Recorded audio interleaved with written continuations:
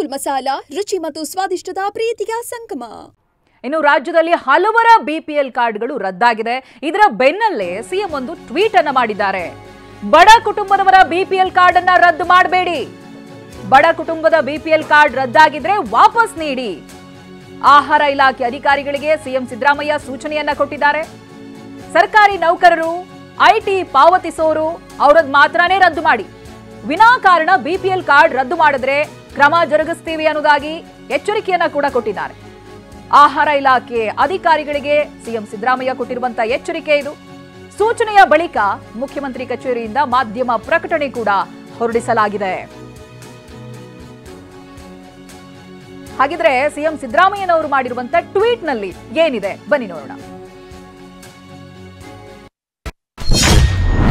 ಸರ್ಕಾರಿ ನೌಕರರು ಮತ್ತು ಆದಾಯ ತೆರಿಗೆ ಪಾವತಿಸುವವರನ್ನ ಹೊರತುಪಡಿಸಿ ಉಳಿದಂತೆ ಯಾರೊಬ್ಬರ ಪಡಿತರ ಚೀಟಿ ರದ್ದು ಮಾಡಬಾರದು ಎಂದು ಆಹಾರ ಇಲಾಖೆ ಅಧಿಕಾರಿಗಳಿಗೆ ಕಟ್ಟುನಿಟ್ಟಿನ ಸೂಚನೆ ನೀಡಿದ್ದೇನೆ. ಸರ್ಕಾರಿ ನೌಕರರು ಮತ್ತು ಆದಾಯ ತೆರಿಗೆ ಪಾವತಿದಾರರನ್ನು ಹೊರತುಪಡಿಸಿದಂತೆ ಉಳಿದ ಯಾವುದೇ ಕುಟುಂಬದವರ ಪಡಿತರ ಚೀಟಿ ರದ್ದಾಗಿದ್ದರೆ ತಕ್ಷಣ ವಾಪಸ್ ನೀಡಬೇಕು. ಬಡ ಕುಟುಂಬದವರ ಪಡಿತರ ಚೀಟಿಗಳನ್ನ ವಿನಾಕಾರಣ ರದ್ದು ಮಾಡಿದರೆ ಆಹಾರ ಇಲಾಖೆ ಅಧಿಕಾರಿಗಳ ವಿರುದ್ಧ ಕ್ರಮ ಜರುಗಿಸಲಾಗುವುದು.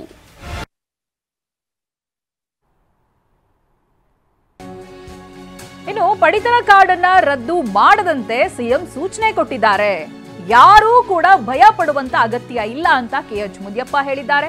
ಟಿವಿ9ಗೆ ಆಹಾರ ಇಲಾಖೆ ಸಚಿವ ಕೆಎಚ್ ಮುನಿಯಪ್ಪ ಅವರೇ ಕೊಟ್ಟಿರುವಂತ ಹೇಳಿಕೆ ಇದು. ಸರ್ಕಾರಿ ನೌಕರರು, ಐಟಿ ಪಾವತಿದಾರರ ಬಿಪಿಎಲ್ ಕಾರ್ಡ್ ರದ್ದಾಗುತ್ತೆ. ಉಳಿದಂತೆ ಯಾರ ಬಿಪಿಎಲ್ ಕಾರ್ಡ್ ಅನ್ನು ರದ್ದು ಮಾಡೋದಿಲ್ಲ. ಈಗಾಗಲೇ ಸಿಎಂ ಸಿದ್ದರಾಮಯ್ಯ ಜೊತೆ ನಾನು ಮಾತನಾಡಿದ್ದೀನಿ. ಇವತ್ತು ಮಧ್ಯಾಹ್ನ 12 ಗಂಟೆಗೆ ಸುದ್ದಿಗೋಷ್ಠಿಯನ್ನ ಕೂಡ ಕರೆದಿದ್ದೀನಿ ಅನ್ನೋದಾಗಿ ಹೇಳಿದ್ದಾರೆ. ಹಾಗಿದ್ರೆ ಕೆಎಚ್ ಮುನಿಯಪ್ಪ ಏನ್ ಹೇಳಿದ್ರು ಬನ್ನಿ ನೋಡೋಣ. ಈ ಇನ್ಕಮ್ ಟ್ಯಾಕ್ಸ್ ಎಷ್ಟಿದೆ ಮತ್ತು ಸರ್ಕಾರಿ ನೌಕರರು ಎಷ್ಟಿದೆ ಅದನ್ನು ಹೊರತುಪಡಿಸಿ ಉಳಿದ ಎಲ್ಲರೂ ಕೂಡ ರೆಸ್ಟೋರ್ ಮಾಡ್ತೇವೆ. ಯಾವುದು ಕೂಡ ನಿಲ್ಲೋದಿಲ್ಲ, ಎಲ್ರಿಗೂ ಕೊಡ್ತೇವೆ. ಯಾರು ಕೂಡ ಭಯಪಡ್ಬೇಕಾಗಿಲ್ಲ. ಎಲ್ಲರಿಗೂ ಕೂಡ ಮತ್ತೆ ರೆಸ್ಟೋರ್ ಮಾಡಿ ಏನ್ ನಾವು ಕೊಡ್ತಾ ಇದ್ದೀವಿ, ಅಕ್ಕಿ ಕೊಡೋದಾಗ್ಲಿ, DBT ಹಣ ಕೊಡೋದಾಗ್ಲಿ ಎಲ್ಲ ಕೂಡ ಕೊಡ್ತೇವೆ.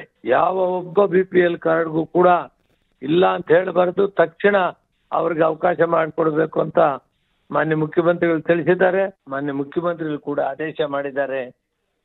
ಯಾವ ಕಾರ್ಡ್ ಅನ್ನು ರದ್ದು ಮಾಡುವಂತದ್ದಿಲ್ಲ.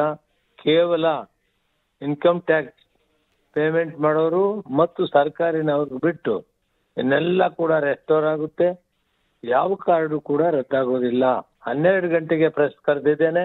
ಆ ಪ್ರೆಸ್ ಅಲ್ಲಿ ಡೀಟೇಲ್ ಆಗಿ ನಾನು ಮಾಧ್ಯಮ ಮಿತ್ರರಿಗೆ ತಿಳಿಸಿಕೊಡ್ತೇನೆ.